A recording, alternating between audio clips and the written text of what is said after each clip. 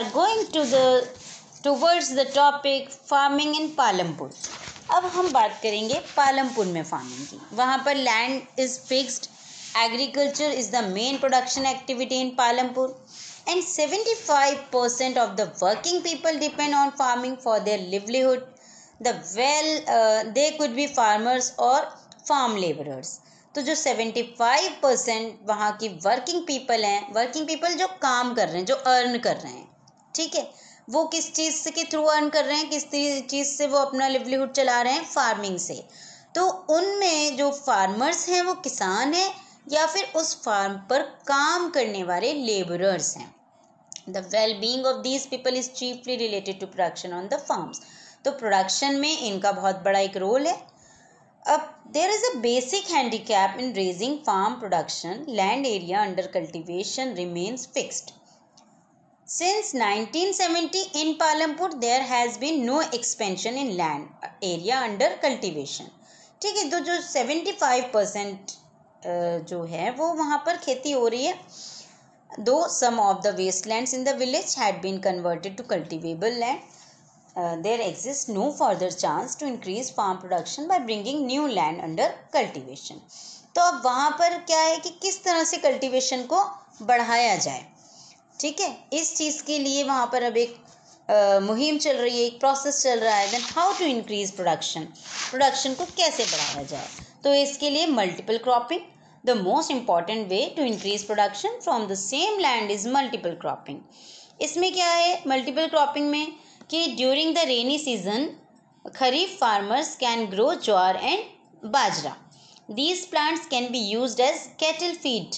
तो खरीफ सीजन कौन सा होता है? जबकि चावल की फसल वाला जो सीजन है वो होता है खरीफ। तो फार्मर्स क्या कर रहे हैं इसमें? साथ ही साथ ज्वार और बाजरा को ग्रो कर रहे हैं। और ये जो ज्वार और बाजरा है ये कैटल फीड के काम आ रही है, कैटल फीडिंग में। It can be followed by cultivation of, इसके बाद साथ ही साथ वो पोटैटो, अक्टूबर और दिसंबर के बीच में क्या लगा दे रहे हैं? पोटैटो। ये तो थी रेनी सीजन की बात। अब ड्यूरिंग विंटर सीजन यानी कि रबी की क्रॉप के टाइम, रबी यानी गेहूं की फसल के टाइम पर farmers can grow wheat, peas, gram और mustard. From the wheat produced, farmers keep enough wheat for the family's consumption and sell the surplus wheat in the market. वो क्या कर रहे हैं कि इतना wheat को प्रोड्यूस कर रहे हैं कि जितना भर उनको अपनी फैमिली के लिए चाहिए, फैमिली कंजम्पशन के लिए चाहिए, वो उतना अपने पास रख रहे हैं। बाकी जो सरप्लस का उनके पास wheat है, वो एक्स्ट्रा वाला wheat वो उसको सेल कर रहे हैं मार्केट में। अब वो मार्केट में प्राइवेट ट्रेडर्स को या फिर गवर्नमेंट एजेंसीज को like food corporation of India को वो सेल कर रहे हैं। तो some farmers also grow sugar cane which is harvested once every year. Sugar cane in its raw form is sold to sugar mills which are run by cooperatives. तो यहाँ पर इन लोगों ने कितना अच्छे यानी कि ये जो हैं स्ट्रैटेजीज़ को यूज़ कर रहे हैं अपनी फसलों को बढ़ाने के लिए, प्रोडक्शन को इंक्रीज करने के लिए. The main reason why farmers are able to grow 3 different crops in a year is due to the well developed system of irrigation. अब भाई एक ईयर में वो 3 तरह की डिफरेंट क्रॉप्स को प्रोड्यूस कर रहे हैं। इसका क्या वजह है? इसकी वजह है well developed system of irrigation which became possible because of electricity. Electricity played very important role in improving the system of irrigation. तो irrigation किस पर डिपेंड करती है? इलेक्ट्रिसिटी पर, जो कि वहाँ पर बहुत बेटर कंडीशन में है. Due to electricity, the Persian wheels run by animals were replaced by modern tube wells. आपको पहले भी बता चुकी हूँ मैं कि यहाँ पर जगह जगह ट्यूब वेल्स लगे हुए हैं. Modern tube wells can irrigate much larger areas of land more effectively. Electricity has also played an important role in the modernization of agriculture as farmers started using threshers and other machines. साथ ही साथ अब और क्या use हो रहा है भाई वहाँ पर? यहाँ पर जैसे कि वीट, बाजरा, शुगर केन, पोटैटो, इसके साथ ही साथ यहाँ अब नए जो और मॉडर्न इनपुट्स हैं वो क्या हैं? The other way to increase production is to use modern farming methods for higher yield. बढ़िया क्वालिटी के बीज, बढ़िया क्वालिटी की जो है खाद, ठीक है। तो यील्ड इज मेजर्ड, जो उनका प्रोडक्शन है, as crop produced on a given piece of land during a single season. तो traditional seeds needed less irrigation, farmers used cow dung and other natural manure as fertilisers. अच्छे fertilisers का use कर रहे हैं, natural fertilisers का। All these were readily available with the farmers who didn't have to buy them. The Green Revolution in the late 1960s introduced the Indian farmer to cultivation of wheat and rice using high yielding varieties, HYVs. HYV, high yielding varieties of seeds. तो HYV क्या है? बढ़िया quality के, बहुत बढ़िया quality के seeds compare to the traditional seeds. The HYV seeds produce much greater amounts of grain on a single plant. तो result क्या है? This is the result.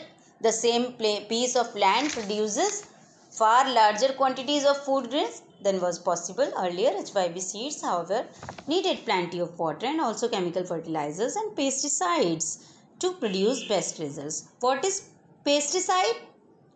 Pesticides are the medicines for crops, ठीक है। तो ये एक तरह की दवाइयाँ होती हैं जिनका छिड़काव क्रॉप्स पर किया जाता है और इससे बेस्ट रिजल्ट्स जो हैं सामने आते हैं। तो इस तरह से आपने देखा कि HYV सीड्स, अच्छा इरिगेशन, केमिकल फर्टिलाइजर्स, पेस्टिसाइड्स, इन सब चीज़ों का कॉम्बिनेशन यूज़ हो रहा है वहाँ पर। तो इसी तरह आप इंडिया के भी विलेजेस में देखेंगे कि Punjab, Haryana, western Uttar Pradesh were the first to try out the modern farming methods in India. The farmers in these regions set up tube wells for irrigation and made use of HYV seeds, chemical fertilizers and pesticides in farming. Many of them bought farm machinery like tractors, threshers, which made plowing and harvesting faster. So due to all this, production increased many folds, especially in case of wheat and rice. This tremendous increase in the production of wheat and rice was termed as green revolution. तो green revolution क्या है? हरित क्रांति. और हरित क्रांति क्या है? जब एग्रीकल्चर के फील्ड में एक बड़ा डेवलपमेंट देखने को मिलता है, एक बड़ा एक रिवॉल्यूशन आता है, एक नया चेंज आता है, बिग चेंज आता है, तो वो कहलाता है ग्रीन रिवॉल्यूशन, ठीक है। तो यहाँ बहुत बड़ा एक रिवॉल्यूशन आया है इन जगहों पर जो मैंने अभी आपको बताई हैं, पंजाब, हरियाणा, वेस्टर्न उत्तर प्रदेश, ठीक है। तो इसी तरह से पालमपुर में ये सारे रिसोर्सेज बहुत ही अच्छे से अवेलेबल हैं, जिस वजह से पालमपुर की कंडीशन बहुत ही अच्छी है, बेटर विलेजेस में आ रही है। अब डिस्ट्रीब्यूशन ऑफ लैंड का डिस्ट्रीब्यूशन किस तरह से है पालमपुर में या जगह जगह, ये भी हम इसी टॉपिक के अंदर देखेंगे कि what is the distribution of land, ठीक है। Land is the most important input for farming. भाई खेती करने के लिए एक सबसे बहुत ही ज़्यादा इम्पॉर्टेंट इनपुट हो गया, लगाने वाली चीज़ हो गई, लैंड हो गई। Unfortunately not all the people engaged in agriculture have sufficient land for cultivation. यानी कि सभी लोगों के पास जो भी एग्रीकल्चर में इंगेज हैं, भाई दुर्भाग्यवश ऐसा नहीं है कि सभी के पास सफिशिएंट लैंड हो कल्टीवेशन के लिए। रूरल इंडिया में क्या है कि about 1/3 of the families are landless, most of them Dalits have no land for cultivation, ठीक है। अब तो जो लैंड का डिस्ट्रीब्यूशन है वो इवन नहीं है, स्मॉल फार्मर्स भी हैं, मीडियम एंड लार्ज फार्मर्स भी हैं, ठीक है। कल्टिवेटेड एरिया कहीं पर कम है और कहीं पर ज़्यादा है, तो ऐसी ये जो है बिल्कुल अनइवन है डिस्ट्रीब्यूशन जो है। Labour after land, labour is the next necessary factor for production. Farming requires a great deal of hard work, ठीक है। तो small farmers along with their families cultivate their own fields, दस they provide the labor required for farming themselves. Medium and large farmers hire farm laborers to work on their fields. तो जो medium और large farmers होते हैं वो farm labourers को higher कर लेते हैं अपने फील्ड्स पर काम करने के लिए। ठीक है, क्योंकि वो तो कुछ इतना काम नहीं करते हैं, लेकिन वो अपने बड़े बड़े फार्म्स पर काम करने के लिए छोटे छोटे जो लेबरर्स होते हैं उनको हायर कर लेते हैं और डेली वेजेस पर उन्हें अपने यहाँ काम कराते हैं।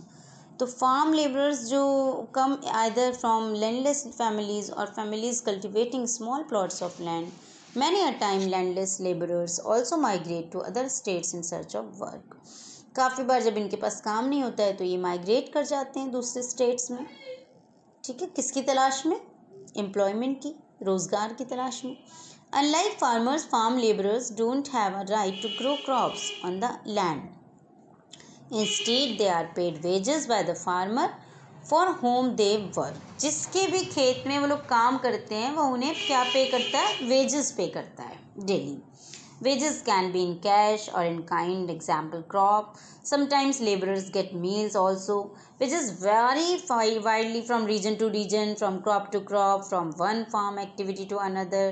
ठीक है, तो there is also wide variation in the duration of employment. इनके जब ये लोग काम कर रहे होते हैं तो इसमें काफ़ी सारी वेरिएशंस होती हैं। ठीक है, a farm labourer might be employed on a daily basis और for one particular farm activity like harvesting और for the whole year. Daily wage laborers have to look for work daily. The minimum wages for a farm laborer set by the government. तो ये तो बात हो गई कि भाई landless labourers जो हैं वो किस तरह से काम करते हैं, पर्टिकुलर सीज़न में वो काम करते हैं और वो जो भी काम करते हैं उसका उन्हें या तो डेली का मिलता है या फिर कोई टाइम बॉन्ड होता है कि भाई इतने टाइम के बाद उनको पे किया जाएगा, और बहुत लो वेजेस भी उन्हें पे की जाती हैं. काफ़ी बार वो क्या करते हैं, they take loan from the local money lenders for their daily needs. अपनी नीड्स को पूरा करने के लिए लोन ले लेते हैं. They are exploited by the money lenders and rich farmers. Most of them have to migrate to other states in search of work. तो ये कंडीशन तो हमारे इंडिया के कुछ विलेजेस की है जहाँ पर लैंडलेस जो लेबरर्स हैं उनके पास कोई रोज़गार नहीं होता है, तो वो किस तरह से भटकते हैं. ठीक है, अब यहाँ पर जो कि आपको जैसे कि मैंने बताया कि लैंड का डिस्ट्रीब्यूशन इवन नहीं है, लेकिन पालमपुर में तो ऐसा नहीं था. You must have understood how important land is for farming. तो पालमपुर अबाउट 1/3 ऑफ 450 फैमिलीज़ जो थी वहाँ की वो लैंडलेस थी. That is 150 families, most of them Dalit, have no land for cultivation. ठीक है, अब of the remaining families who own land, 240 families cultivate small plots of land about 2 hectares in size. Cultivation of such plot doesn't bring sufficient income to the farmer family. अब next आ जाता है हमारा capital money. यहाँ पर बात हो रही है पैसे की जो कि इन्वेस्ट की जाती है किसी प्रोडक्शन के लिए. Capital is very important input in agriculture. As farmers are adopting modern farming methods, so they need more capital. तो बेटर तरीके से आप समझ सकते हैं कि अगर मॉडर्न फार्मिंग के मेथड्स को यूज़ करना है तो हमें ज़्यादा से ज़्यादा कैपिटल की रिक्वायरमेंट होगी. अब फार्मर्स भी small farmers, medium and large farmers हम पढ़ रहे हैं. तो small farmers, all the farmers who cultivate less than 2 hectares of land are known as small farmers. Most of the small farmers have to borrow money to arrange for the capital. They borrow from large farmers, traders or the money lenders. The rate of interest on such loans is very high. They are put to great distress to repay the. Farming में capital की क्या requirement है? तो you have now seen that the modern farming methods need a great deal of capital so that the farmer now needs more money than before. पहले से ज़्यादा money की requirement अब रहती है फार्मर्स को क्योंकि वो मॉडर्न फार्मिंग के मेथड्स को यूज़ करते हैं. Most small farmers have to borrow money to manage the capital. बहुत से जो स्मॉल फार्मर्स हैं वो बोरो करते हैं मनी को, कैपिटल को मैनेज करने के लिए, और वो लार्ज फार्मर्स से जो हैं या फिर लोकल मनी लैंडर्स से, ट्रेडर्स से जो उन्हें बोरो के लिए मनी मतलब बोरो कर लेते हैं मनी को और फिर वो कल्टीवेशन में इनपुट करते रहते हैं. अब लेकिन जो उन्होंने पैसा वहाँ से लिया था उधार, उस पर कंटिन्यूसली क्या लग रही है, rate of interest on such loan is quite high. They are greatly pressurised to repay the loan. अब वो एक प्रेशर में दबते चले जा रहे हैं कंटिन्यूसली, लोन के प्रेशर में। तो इस तरह से वो काफ़ी बार उनकी जो कंडीशंस हो जाती हैं वो बहुत ही ज़्यादा मिजरेबल हो जाती हैं। सविता, जैसे कि आपने इस चैप्टर में एक एग्जाम्पल देखा, Savita is a small farmer, she decides to cultivate wheat on her 1 hectare of land, besides fertiliser, seeds and pesticide she requires cash to buy water and repair her farm instruments. तो उसने calculate किया कि that the working capital itself would be a minimum of 3000. She doesn't have enough money, so decides to borrow from Tejpal Singh, a large farmer. तो सविता क्या करती है, वो तो स्मॉल फार्मर है और उसने लार्ज फार्मर तेजपाल सिंह से बोरो कर लिया पैसे को। तेजपाल सिंह ने अग्री कर लिया उसको लोन देने के लिए, लेकिन उस पर उसने जो इंटरेस्ट रेट लगाया, तो an interest rate of 24% for 4 months, 4 महीने के लिए 24% लगा दिया, which is a very high interest rate. Savita also has to pledge to work on his field as a farm labourer during the harvest season and ₹35 per day. वो काम continuously कर रही है अपने खेत पर जाकर। As you can see this wage is quite low. अब वो 35 रुपये पर डे कमा रही है, तो ये तो बहुत ही कम हुई ना उसकी आमदनी। Savita knows that she will have to work quite hard to complete harvesting on her own land and then work as a farm hand for Tejpal Singh. अब क्या कर रही है, वो वहाँ भी काम कर रही है और तेजपाल सिंह के फार्म में भी काम कर रही है। The harvest season is a very busy time. As a mother of 3 children, she has a number of household responsibilities. उसके 3 बच्चे भी हैं, उसके ऊपर बहुत सारी अलग जो रिस्पॉन्सिबिलिटीज़ हैं घर की, हाउस होल्ड रिस्पॉन्सिबिलिटीज़ भी बहुत हैं, ठीक है। She has a number of household responsibilities. Savita agrees to these tough terms as she knows getting a loan is difficult for a small farmer. तो यहाँ पर ये एक आपको एक कंपैरिजन दिखाया गया। In contrast to the small farmers, the medium and large farmers have plenty of savings from farming, they are thus able to manage the capital needed. How do these farmers have their own savings? कैसे ये लोग अपनी savings को बचा पाएंगे, क्योंकि ये तो लोन की किश्तें चुकाते चुकाते ही इनकी ज़िंदगी, इनकी उम्र गुजर जाती है। You shall find the answer. अब देखिए, तो यहाँ जो बात हो रही है स्मॉल फार्मर्स और लार्ज फार्मर्स की, हमने कंडीशन को देखा। तो सारी जो, अब इसके साथ ही साथ लोगों को क्या करनी पड़ती है, non farm activities. Non farm activities भी उन्हें करनी पड़ जाती हैं। नॉन फार्म एक्टिविटीज़ में वो क्या क्या करते हैं, जितनी भी ऐसी, पहली बात तो all the other economic activities except farming, farming के अलावा जितनी भी पैसा कमाने वाली एक्टिविटीज़ हैं वो हैं नॉन फार्म एक्टिविटीज़, ठीक है। That are referred as non farm activities. Small manufacturing हो गई, शॉपकीपिंग हो गई, transport etcetera are some important non farm activities. तो यहाँ पर हम सबसे पहले शॉपकीपर्स को देखेंगे। There are few shopkeepers in each and every village. हर एक विलेज में होते हैं भाई। They buy various goods from whole cell markets in the cities and sell them in the village. तो दे buy various different goods from whole cell markets in the cities, शहरों से, and sell them in the village. Small general stores in the villages selling a wide range of items like rice, wheat, sugar, tea, oil, biscuits, soap, toothpaste, batteries, candles, notebooks, pencils, even some cloth. With the process of modernization, the number of shops are increasing at a fast rate. Continuously, number of shops are increasing in the villages, ठीक है, and competition is continuously increasing of the shops. तो shops selling mobile accessories भी अब बढ़ती चली जा रही हैं, इनकी भी shops रहती हैं, electronic items, ठीक है। Edibles are becoming the part of village culture. These shops provide various kinds of services to the people as well as employment. तो ये शॉप्स ऐसा नहीं है कि लोगों को गुड्स और सर्विसेज को प्रोवाइड करती हैं सिर्फ, साथ ही साथ ये एम्प्लॉयमेंट्स को भी प्रोवाइड कर रही हैं। एम्प्लॉयमेंट को भी एक तरह से लोगों को अपॉर्चुनिटी मिल रही है कुछ काम करने की, कुछ अर्न करने की। तो इसीलिए ये क्या कहलाती हैं, these are called non farm activities. अब सेकेंड है यहाँ शॉपकीपर्स के अलावा dairy. Dairy is a common activity in rural India. People feed their buffaloes on various kinds of grass and the jowar, bajra that grow during the rainy season. So milk is procured from the farmers at the village cooperative societies and is then sent to the district cooperative dairy union by trucks in cans or by tankers. तो dairy farming एक बहुत बड़ा एक business है एक तरह से, क्योंकि ये जगह जगह जो डेयरीज होती हैं वहाँ से जो मिल्क प्रोवाइड किया जाता है वो बहुत बड़े लेवल पर किया जाता है विलेज कोऑपरेटिव डेयरी यूनियंस में, और वो ट्रक्स में टैंकर्स में इन सब चीज़ों में वो फिल होकर आता है. These cooperatives are not controlled by the government, और ये कोऑपरेटिव्स जो हैं वो गवर्नमेंट के कंट्रोल में नहीं है. The farmers own and manage them based upon the needs and demands of the community.